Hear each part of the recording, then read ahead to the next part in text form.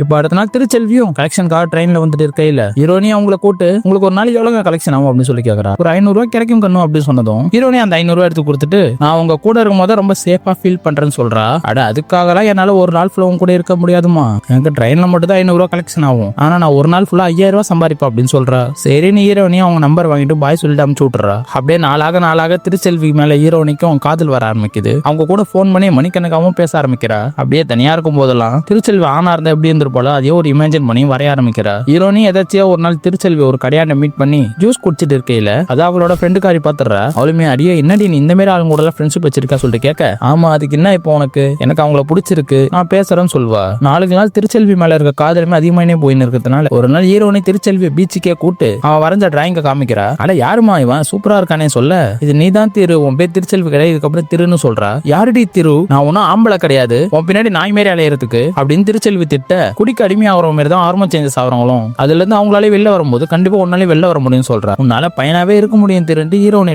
புரிய வைக்க ட்ரை பண்றா. இப்ப நான் எப்படி இருந்தா உனக்கு என்ன சொல்லிட்டு கேட்க, பிகாஸ் நான் உன்னை லவ் பண்றேன்டா, உன்னை கல்யாணம் பண்ணிக்கணும் ஆசைப்படுறேன் ஹீரோனி சொல்ல. இதெல்லாம் நடக்கிறதுக்கு வாய்ப்பு இல்லைன்னு சொல்லிட்டு திருச்செல்வி அங்கதான் அழுதுகிட்டே கிளம்பிடுறா.